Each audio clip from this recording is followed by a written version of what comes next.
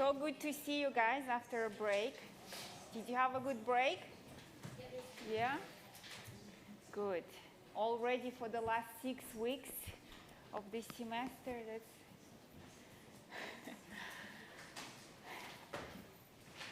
So it seems like just not long ago we had our first test, but we're going to have our next one next week. So in the first test, we covered 3 lectures. This time, we're also going to be covering 3 lectures in the second test, even though it's only 2 review sessions.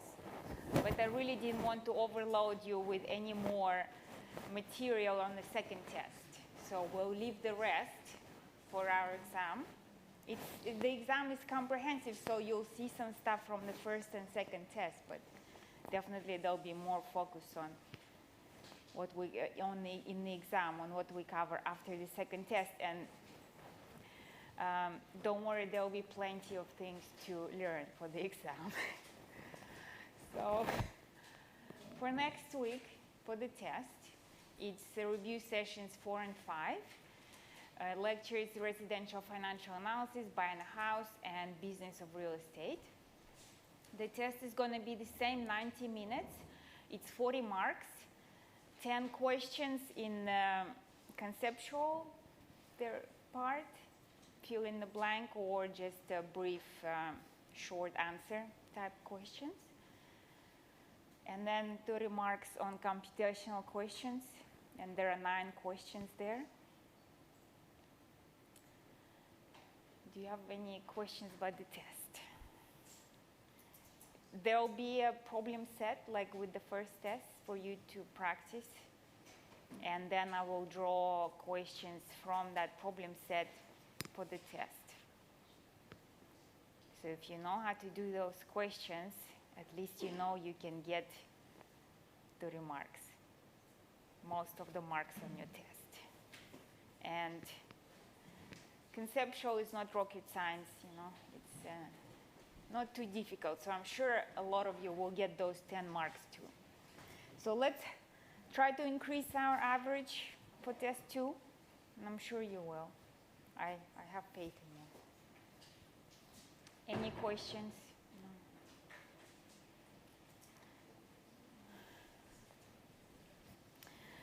So buying a house and business of real estate investment. I guess if you think about what we were doing in the first 6 weeks, it was a lot about financing. We learned about different loan types and how we time value of money and using financial calculator, financial functions. So we know a lot by now about financing of properties. What we're going to do in the next 6 weeks is looking more in depth and analyzing, knowing what we know about financing. It's now more about investing in property and evaluating that investment. So I hope when you finish this class, you will have the tools to evaluate different investment alternatives. So we will start with buying a house, and a lot of us will experience this in our lifetime. But a few statistics on housing. I'm sure it's not, you weren't living somewhere in the woods disconnected from the world. You do know that house prices have been growing. They have stalled since probably last year or so. But last decade, we have seen some unprecedented growth in house prices. In the last 5 years alone, house prices nationwide increased about 30% in just 5 years. If we only look at Auckland, which is 1/3 of our country, the growth in house prices has been 65% in just last 5 years. And in the last decade, it's been over 90%. So it's not surprising that our home ownership rate has been declining ever since it peaked in 1991 at 74%. In the latest census which we have available, which is 2013, that rate was around 65%, 64.8 to be precise. And researchers estimate that the trend is not going to change. It's not going to reverse in the near future. 62% in 2020. But that's across New Zealand. In Auckland, it's even worse. We have more renters than owner-occupiers in Auckland, especially since more recently. Whereas it might have been in the last 15 years or so, there was still a good even split. We're seeing more renters. They're about 57% of the market, and the rest are owner-occupiers. So for you guys, just starting out on building your lives, of course, the prospect of buying a house is perhaps, it is becoming more of a dream than a reality. And for buying a house in Auckland, it takes 16 years on average to buy a house. So that's how long it's going to take you to save for a deposit to buy a house. 16 years. So if you're in your early 20s, you can afford to buy a house when you're in your 30s, mid-30s plus.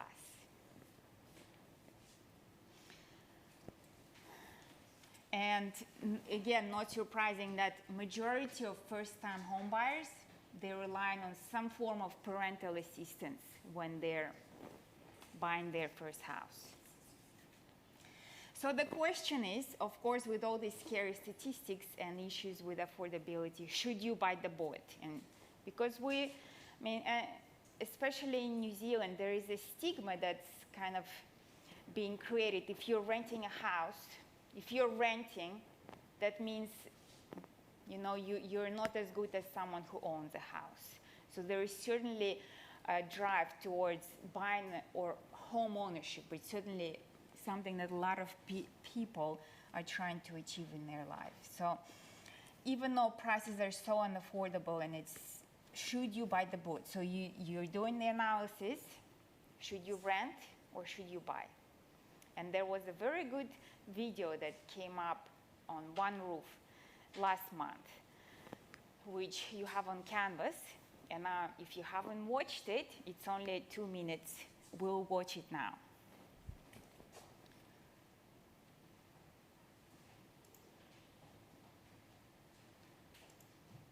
Actually.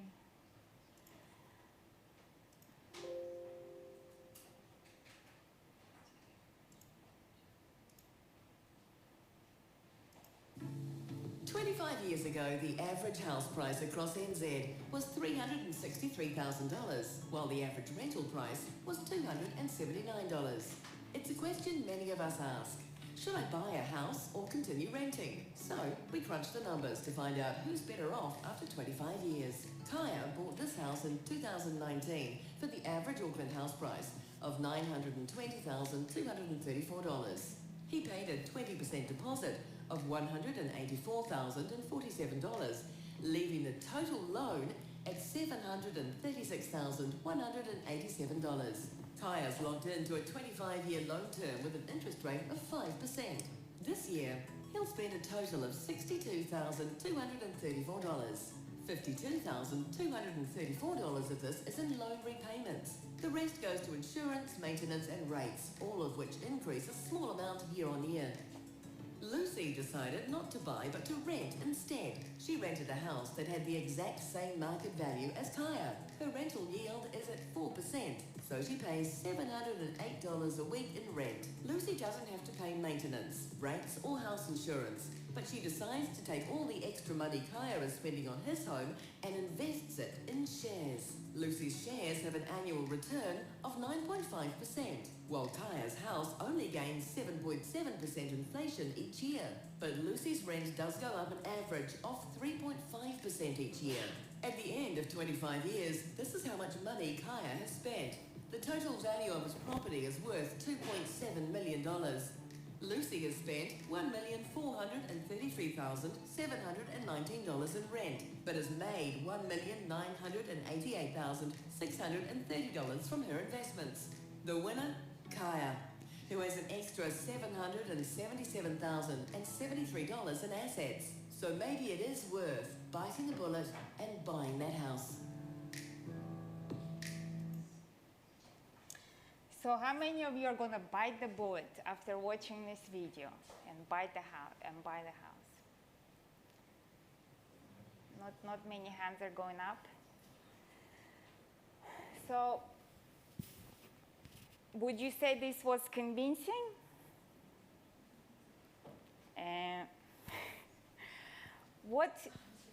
Was there anything that jumped out at you that you thought, maybe something isn't right here, or maybe it's a great video and it should be used as an educational resource for everybody?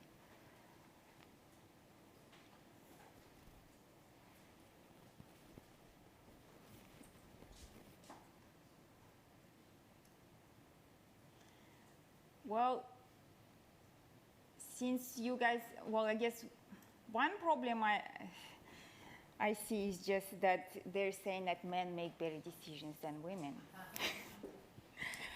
but that's not the only thing. So Kaya bought a house at an average price of $928,000. And so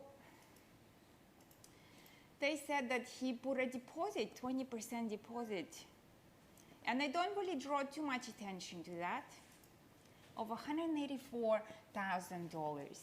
Now, how many of you have $184,000 burn in your pocket, just asking you to buy that house? $184,000, and this is an example they use here, that how many people in New Zealand can just come up with a 20% deposit on an average house? So that's the first hurdle. That's where that 16 years is coming from, that saving for 16 years, you might be able to afford that average house.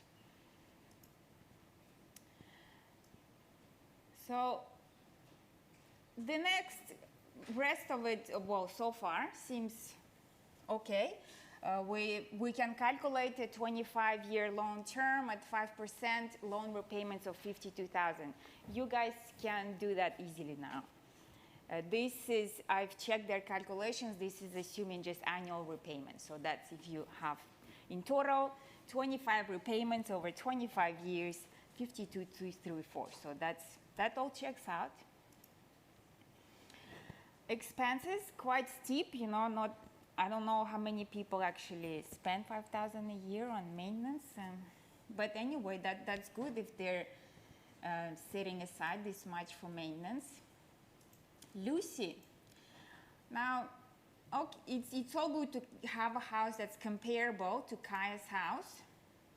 Now they're saying that she's paying rate based on, how many of you, when you're going to rent a house, calculate your rent based on rental yield? I've never heard of any renter checking out what rental yields are and then finding out the value of the property and saying, I'm going to pay this much per year. So,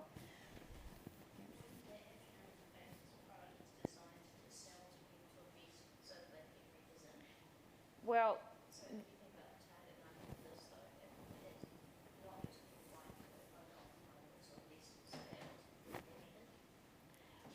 that is in general, yes, that is the yield on investment, residential investment properties, which is actually, in most cases, still even less than the rate that you pay on your loan. So that's not a great yield as an investor. This isn't the greatest yield you can earn. But people still do it because really, we're after not that income. Investors are after capital gains.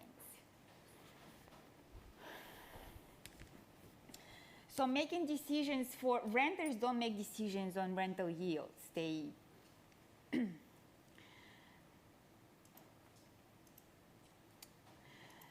So she's invested in shares, all great, and they say that 9.5% return on shares, which is not too unreasonable. We're looking at 25-year term, and even though short term, stock market is volatile, if you stay in it and commit to it long term, you can achieve returns that are quite high. So you'll lose a lot at some periods, you will also gain a lot. On average, it has been shown that perhaps return is around 9.5%. They're saying that the average house inflation is 7.7%.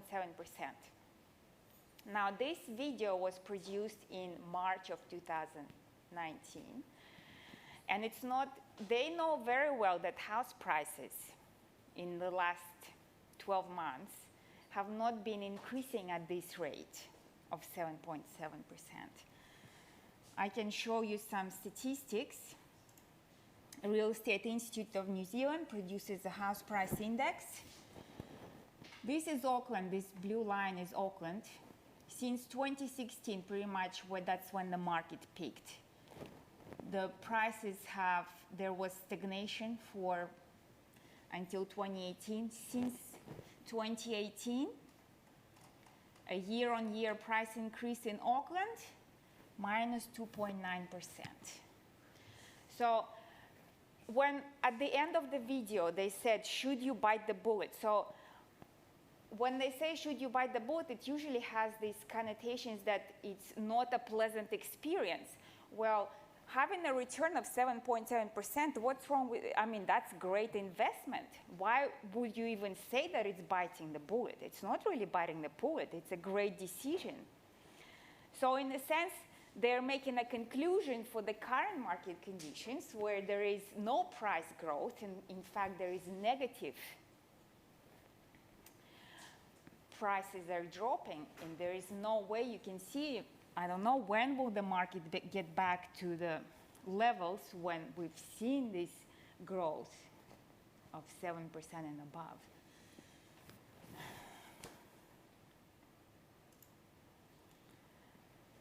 So they have, that's another 7.7%. For current market, it's probably a flawed assumption a bit.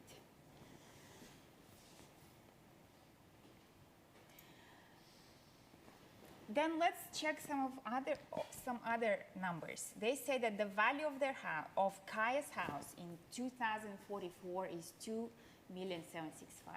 Well, let's do a quick calculation. They said it's 7.7%. Just somebody get their calculator, put in a house price of 920,234 as your present value, annual compounding at 7.7%. What is the value of the house you get at the end?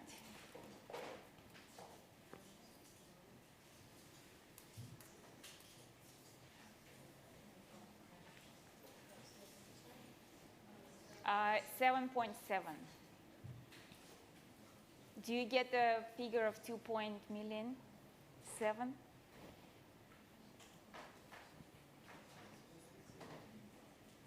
Do you get that? What do you get?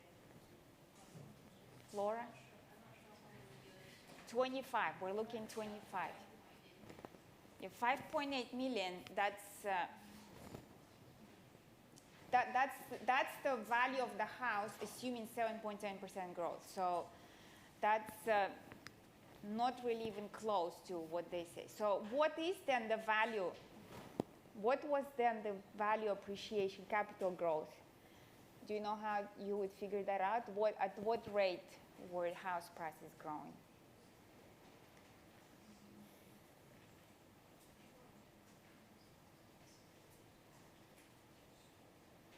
So we know how much we paid for the house. We know how much it's worth at the end. We're looking for the rate.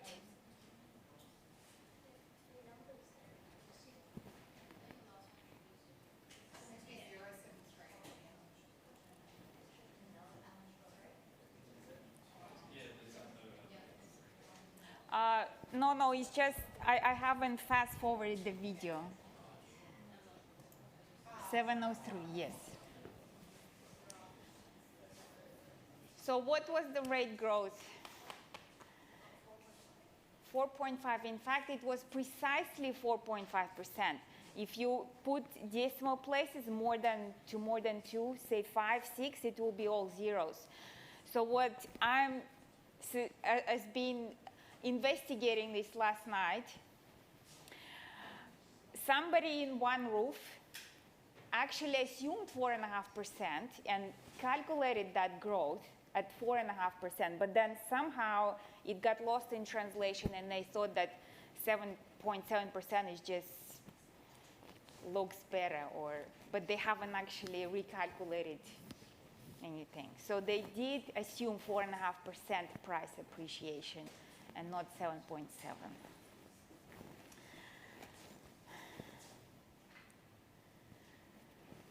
One other thing is they were silent on this 184,000 deposit. If you have 184,000 saved up and you invested for 25 years into the stock market at 9.5%, you're going to have 1.7 million in 25 years. But they say, so you could have just invested your 180 at 9.5, because they say that Kaya made 777. Well, I'd rather just have 184 and get 1.7 in 25 years rather than just 777.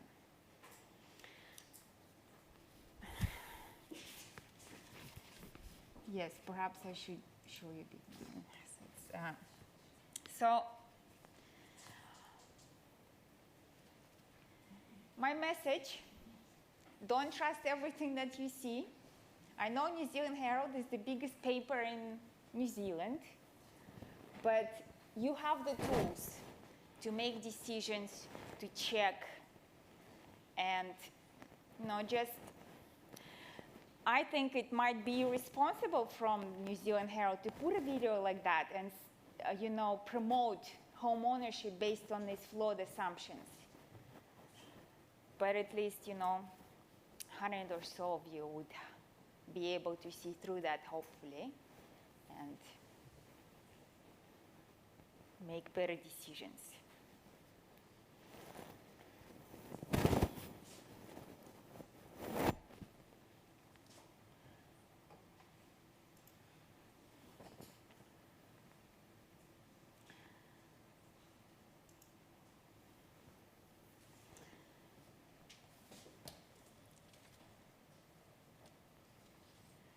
Do you have any questions, thoughts?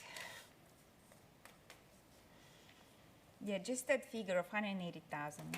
Just, if only we just had that.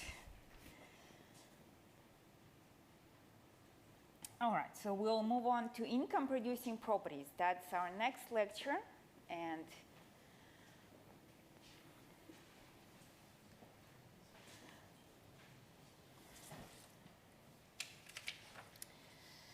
we're talking about investment. So that means you have some financial resources, money, to invest. And there are endless ways to invest your money. And property is just one of those ways to invest your money. And income producing properties are the types of property that are bought specifically with the intention of earning income on it. And that income comes from two sources. Rental cash flows, that's your ongoing cash flows during the time that you own that asset, property asset.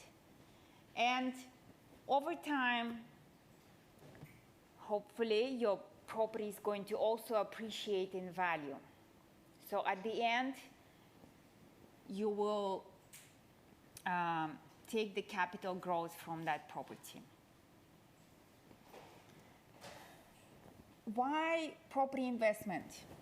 Well, first of all, if you're going to invest in property, it is a long-term commitment.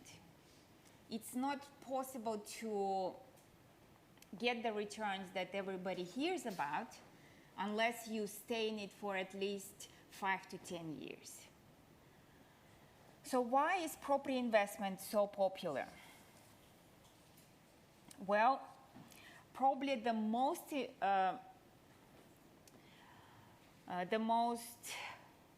common reason why it's so popular is that you, as the investor, is able to make decisions. You're able to make decisions on what property you're going to buy. Or do you want to buy residential property? You want to buy office building, an industrial factory?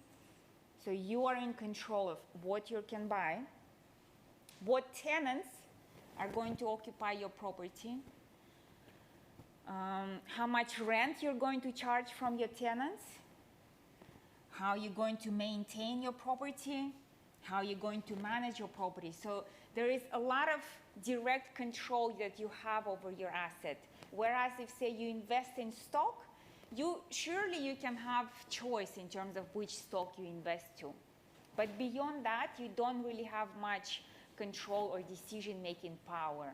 Whereas with property, you have the control. You can also leverage your investment. If you can't really get a loan to go and invest in stock, but you can get a loan to buy a property. And most of the times, the value of debt will exceed the value of what you've put in there many times, 5 to 20 times of what you've put in. So you can own an asset with very little investment. And your property is going to appreciate over time. And that appreciation comes, often property investments are used as an inflation hedge. So typically, at least the value of property will appreciate with the rate of general inflation. But greater return comes from the appreciation of property due to some market forces, supply and demand. If you bought a property in some critical location that over time maybe became more and more significant, and so the value of your property increased significantly, or you've done some changes to your property that attracted new types of tenants, and so there are certain things that you can do that your property value will grow significantly more than just the rate of inflation. There are some tax advantages as well, but perhaps ability to control and leverage are some of the more well-known factors for why you would invest in property. So we're investing in property, but we have a reason to invest. We have expectations, and that expectations comes in the form of return. So return from our income-producing properties comes from our rental income and the capital growth. But nothing in real estate is a guarantee. Everything is based on expectations, and everything has risk. And different investors have different tolerance to risk.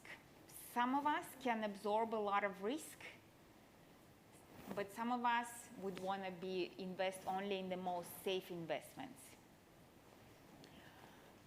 But the risk-return trade-off says that basically higher risk gives you probability of higher returns. So with lower levels of risk, you can expect lower levels of return. With higher levels of risk, you expect higher levels of return. But again, it is all based on expectations. And risk is the probability or chance that you will never recover your investment. Some of it or maybe all of it. That is the risk.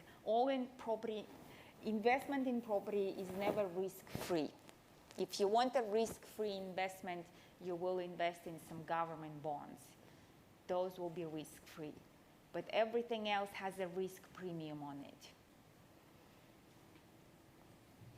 For some of us, we will There are investors who invest in Wellington despite all of the earthquake risks that are out there.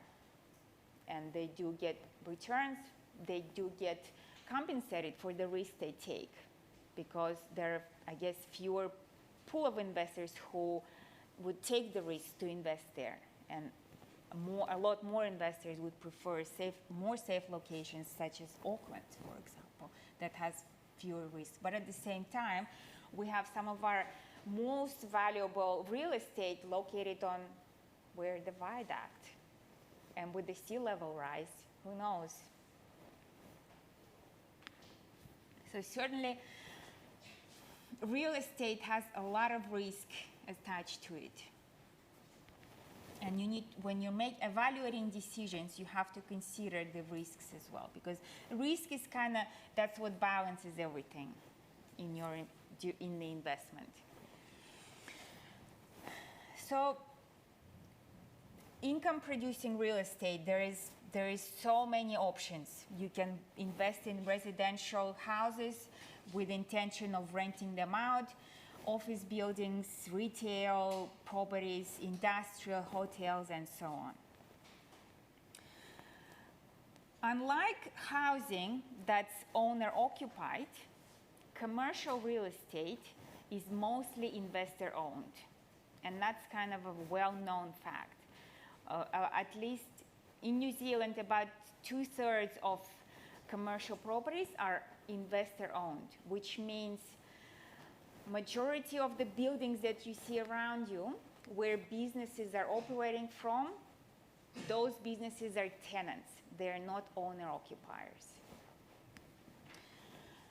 Therefore, we need to understand all kinds of leasing terms and the lingo of leasing.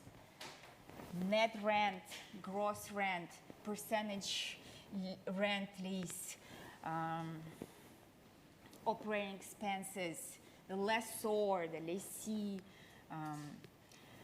hard ratchet, soft ratchet. There is a lot of terms that we need to understand around renting space.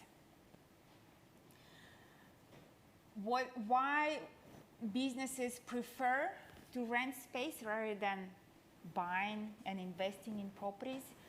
Mostly they find it more, do find it more cost effective to rent, because first of all, it's not their direct business to own real estate. They have some other business that they run. So if they start investing in property, it kind of takes the attention away from their main businesses, which forces them maybe to be not as profitable as they could. And it also puts them in the business of know how to do real estate. They need to know how to maintain assets. If they own a building that's bigger than what the space that they need to know how to get new tenants, how to sign lease agreements. So there's a whole industry, there's a whole property industry. That's why you guys are sitting in this room. That's why businesses need you to help them operate in the most efficient way, and they don't want to spend time taking care of the property.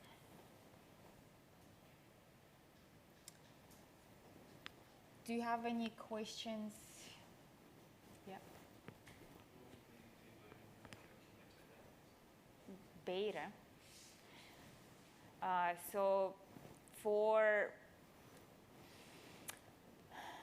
we won't, not in this class.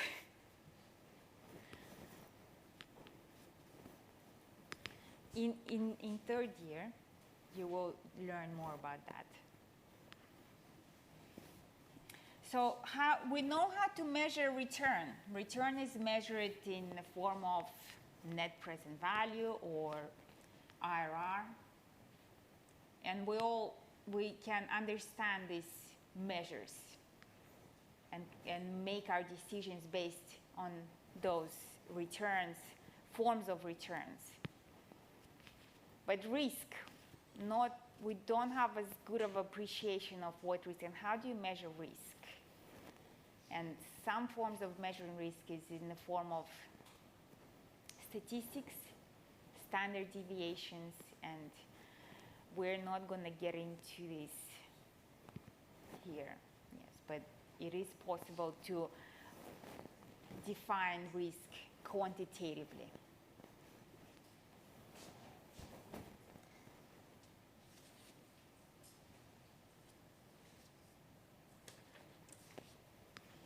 So let's do a few Kahoot questions.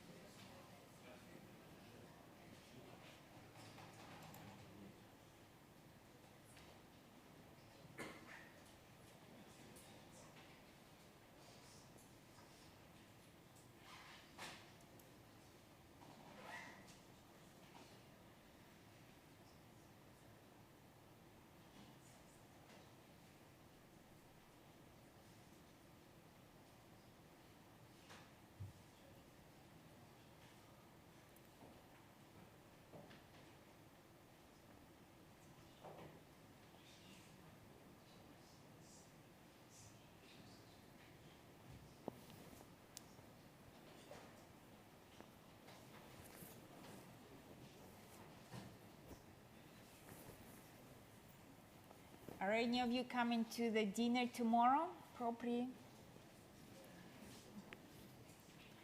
We'll see you there tomorrow night.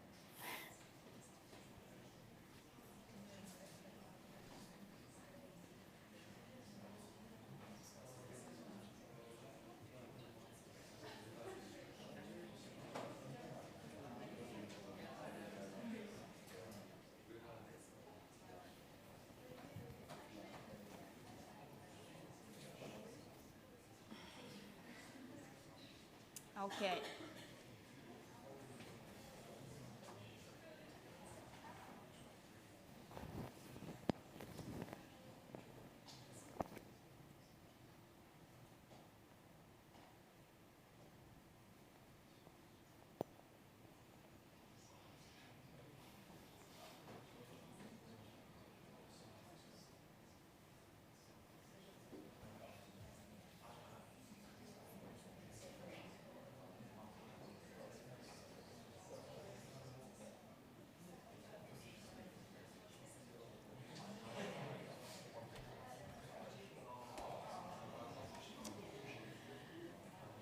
So if you buy a house through an auction, first of all, that means that the bidding has reached the reserve price.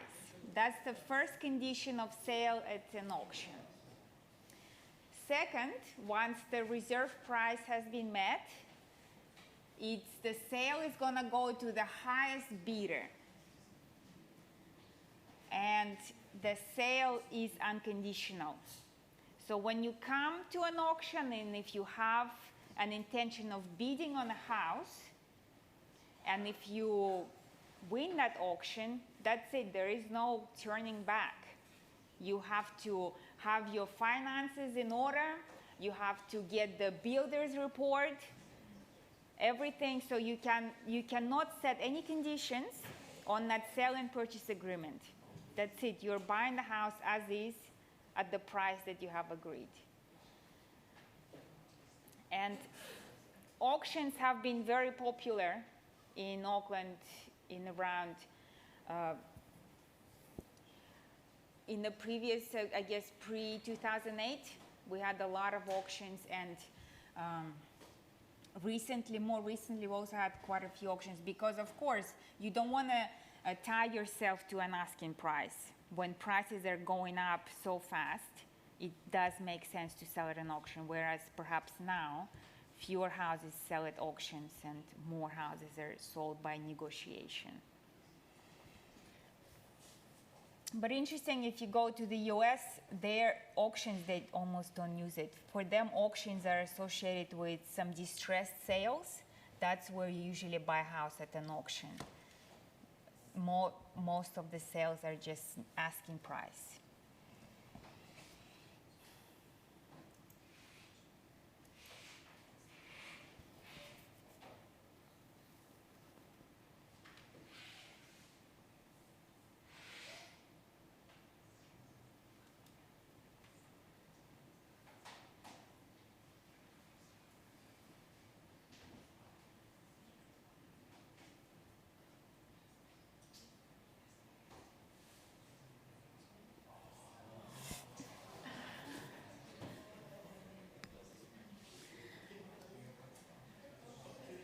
So if you own a house, and the longer you own the house, as you start paying off your loan, of course, more of the payment on your loan goes towards reducing your principal amount, which means the equity is growing. So equity at any point in time would be the difference between the value of the house and the loan balance.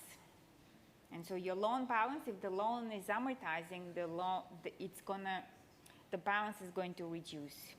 And if prices are increasing, that gap is going to be bigger and bigger.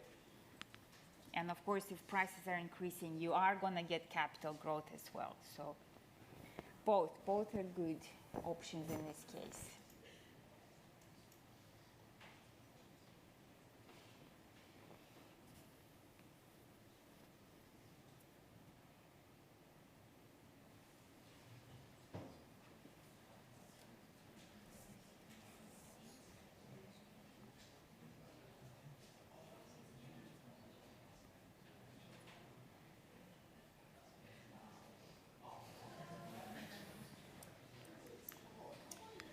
So when we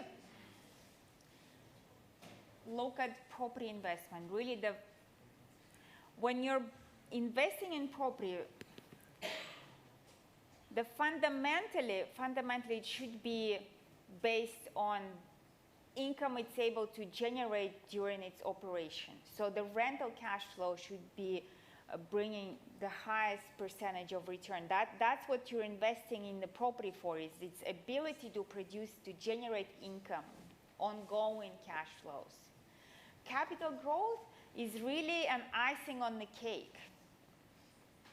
You should not base your decision in property investment purely based on just capital gains, just gambling on the growth of value of the property. I would say in residential property investment, majority of properties are negatively geared. Negatively geared means the rent that's coming in from the property, you are not able to cover your loan payments. And most of the return is then coming from the capital growth.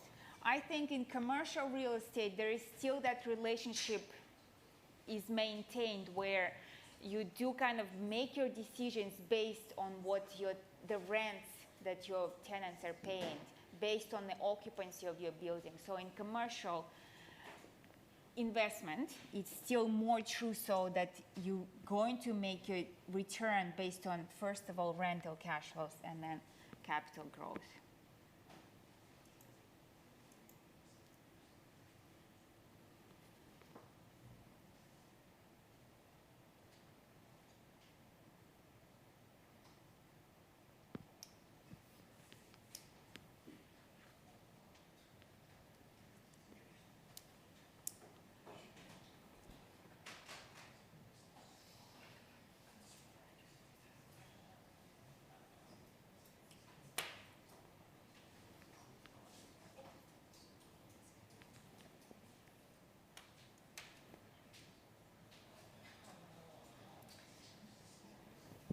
So what is risk-return relationship?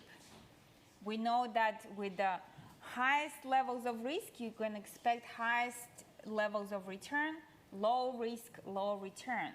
So that if we know that relationship is maintained between risk and return, so that means we know that high risk, high return. Of course, it's all based on probabilities, no guarantees. That means that there is a probability of losing some of your investment. And we also will know that the market is efficient. What does it mean that market is efficient? That means is that if you invest in cash, you will not be getting returns, high returns. So something that is risk-free, yes, you're not going to be expecting to earn much on it. If you were earning high levels of returns on very low risk investments, that means that market is inefficient and you can no longer make your decisions based on the risk-return trade-off.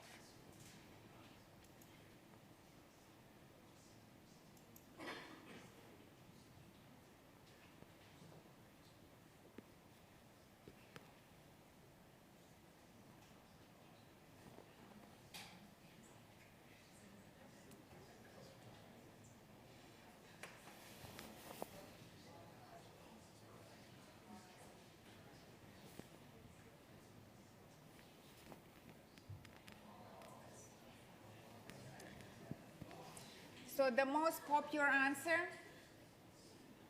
face rent. Face rent is the rent before you take into account any incentives or increases. Effective rent is the rental rate when you account for increases or incentives. Gross rent is the type of gross rent and net rent. The difference between them is the way you recover operating expenses. So gross rent, if a tenant pays gross rent, then the landlord will be covering the expenses from that rental that they receive, whereas with the net rent, the tenant pays the rental rate plus expenses, operating expenses on that property. It's interesting if we are looking at gross and net rents that depending on the market, there would be some rent types will be more popular than others. In Auckland, we mostly have net rents, whereas in Wellington, we have gross rent. And in Wellington, what do we have? We have mostly government tenants, not mostly, but they are the majority there. And they do prefer just to have the certainty, okay, I pay this rent, and I don't need to worry about anything else. So they drive the rental market there. So they have preferences there for gross rent. In Auckland, we mostly have net rent. Anyway, I think this is it. Okay, one more question. But that's the last one.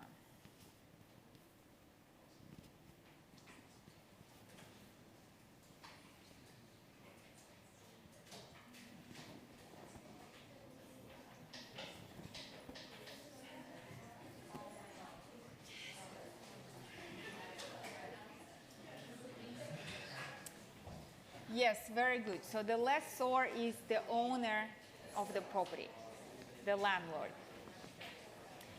All right, I'll see you next Wednesday here for a review. Problem set will be on Canvas. And on Thursday, we'll have our test. Okay, we'll see you next week. And some of you, I'll see you tomorrow.